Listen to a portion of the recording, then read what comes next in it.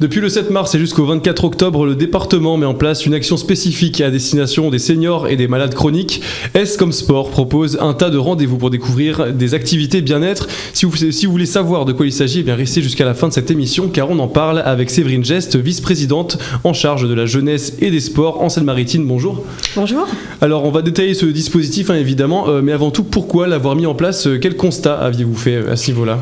Alors la santé, le sport est quelque chose qui importe beaucoup le département, donc on met beaucoup de dispositifs en place et puis évidemment avec la période du Covid, on s'est aperçu que nous avions de moins en moins de personnes qui faisaient du sport et de plus en plus de développement de problèmes de santé, à la fois la sédentarité, à la fois les problèmes d'obésité et les problèmes cardiovasculaires.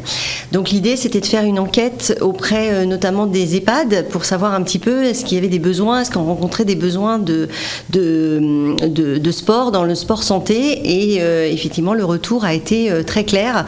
Effectivement, il y a besoin de sortir de chez soi et de faire du sport et de pratiquer. Allez-y, terminez ce que vous disiez. Non, c'est tout. Super. Est-ce que c'est aussi une façon finalement de montrer que le sport, on peut quand même en pratiquer malgré un certain âge passé? Oui, c'est d'abord une source de bien-être, le sport. C'est aussi une source de santé mentale, de sortir de chez soi, de bouger, de rencontrer d'autres personnes. C'est aussi une vocation sociale très importante. Alors en tout, c'est donc une centaine de rencontres qui sont organisées donc jusqu'en octobre prochain. Je rappelle que ça a commencé en mars. Au programme, donc des activités bien-être, de la gym 12, du yoga, du canoë, de la marche nordique. Comment ont été définies toutes ces activités? Alors on a fait un petit peu le point sur toutes les associations, les clubs qui pouvaient répondre à cette demande, donc d'adapter effectivement leur activité. Quand on propose du yoga, évidemment, on ne va pas proposer du yoga de la même façon à des adultes qu'à des personnes âgées, voire très âgées. Voilà, donc on s'est déjà appuyé sur un réseau d'associations et de clubs qui travaillaient déjà avec nous, avec le département.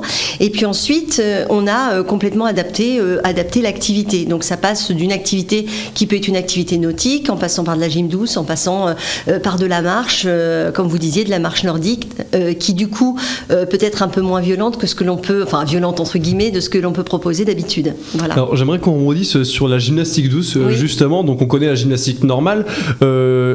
En quoi ça consiste la gymnastique douce? Parce que je pense qu'une gymnastique normale n'est pas forcément adaptée aux plus âgés. Alors la gymnastique normale, bien évidemment, ce sont les agrès, ce sont les barres asymétriques, ça c'est ce qu'on appelle la gym normale.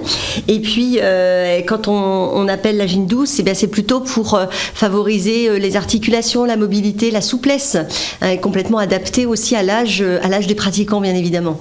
Et justement, et cette souplesse, on a tendance à dire qu'elle peut partir avec l'âge, etc. C'est une façon aussi de montrer tout ça? Oui, c'est une façon aussi d'entretenir son corps, tout simplement, et puis d'aller encore plus loin et du coup de se sentir mieux dans son corps et dans sa tête. C'est ce que j'insiste, c'est que le sport en lui-même, c'est vraiment une notion de bien-être, de détente, et ça fait du bien au corps, mais ça fait aussi du bien à l'esprit. Justement, cet aspect mental, moral, c'est aussi pour ça que le dispositif a été créé. C'est important de mettre l'accent là-dessus. Oui, je crois qu'on a beaucoup souffert par cette période de pandémie, de fait de la rupture avec le lien social.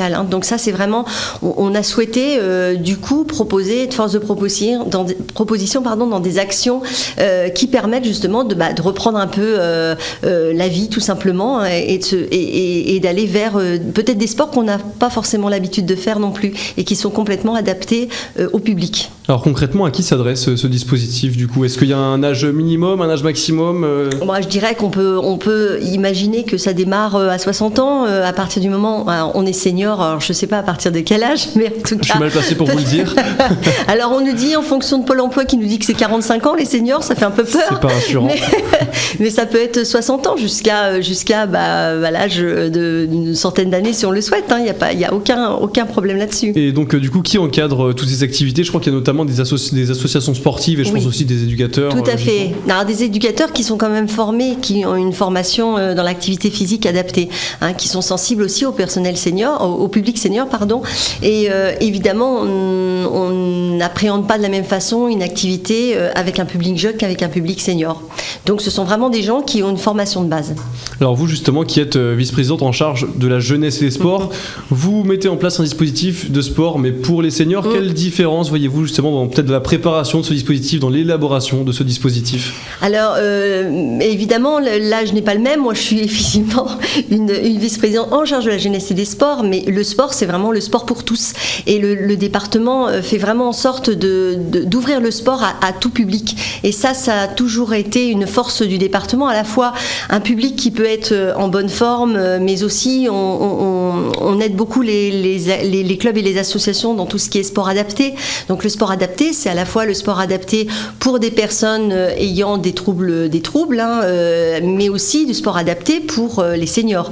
Nous, on privilégie également toutes les actions autour du sport handicap, les sports des jeunes évidemment, et les clubs, et on soutient énormément les clubs du département. Donc voilà. Il y a beaucoup de rendez-vous, Oui. donc depuis mars, il y en aura encore un tas jusqu'à octobre.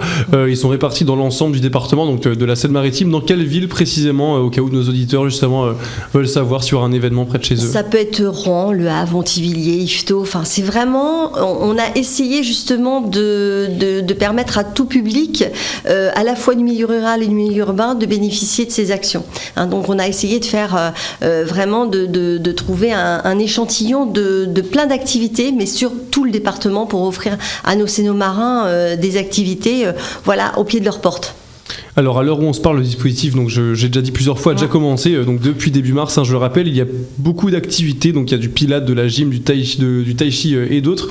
Est-ce que les inscrits sont nombreux? Alors pour l'instant ça commence, on peut le dire, assez doucement, mais je confiance pour que ça se développe beaucoup. Bon, je crois qu'on sort aussi d'une période un petit peu difficile, donc les gens vont se réinscrire, déjà se réinscrire un peu dans leurs activités traditionnelles. Donc là, je pense que ça va se faire, c'est en cours. Bon, il y a déjà pas mal d'inscrits, on est une centaine, mais bon, voilà, il faut développer encore plus et puis il faut communiquer. Alors donc, je vous remercie aussi de nous permettre de communiquer sur cette action. Quel est peut-être que vous ne pourriez pas forcément donner des informations sur ça, mais est-ce que vous auriez peut-être un profil type de la personne qui va participer à cette activité? Est-ce que c'est assez varié au contraire, ou est-ce que vraiment c'est un type de personne en particulier peut-être? Moi, je crois que ça peut être très varié. Ça peut être aussi des gens à la fois qui ont été habitués à faire des activités sportives et qui veulent découvrir de nouvelles activités. C'est vrai que l'aviron, le pilate, etc., ce sont quand même des activités qu'on n'a pas l'habitude forcément de faire. Donc c'est l'occasion, je dirais, de profiter de ces activités qui sont entièrement gratuites. Ça peut être des gens effectivement qui ont besoin de ressortir. Enfin, c'est vraiment l'idée, c'est de sortir de chez soi et de participer avec un groupe, avec d'autres personnes. Ça, c'est ce qu'on souhaite faire, et je pense que ça peut toucher effectivement tout public. Est-ce que justement, on pourrait dire du coup que finalement le sport, ça devrait être un réel outil de santé publique? Oui, enfin moi j'y crois très sincèrement. Je pense qu'aujourd'hui, le gouvernement souhaitait effectivement mettre 30 minutes de sport par jour pour les enfants. Ça commence à l'école. Le sport, il devrait être valorisé beaucoup plus que ça dans le milieu scolaire. Il faut on engage un peu plus nos associations, nos clubs, etc. à travailler avec l'éducation nationale et vice-versa, bien entendu, pour que les enfants puissent être habitués et faire de l'activité. Là, on a vu pendant 2 ans, là, c'est ce temps où effectivement ça a favorisé le fait que les enfants restent à la maison. On recense quelques clubs ayant des difficultés à retrouver des licenciés, enfin tout ça. Et évidemment, si on fait du sport, on a un équilibre à la fois physique, on dort mieux, on a un meilleur mental. Et c'est aussi tout simplement le prolongement de la durée de vie aussi. Et ça, c'est prouvé scientifiquement, c'est pas moi qui l'invente. Ça devrait être du coup davantage mis en avant, cette promotion du sport, elle devrait être accentuée selon vous? Tout à fait.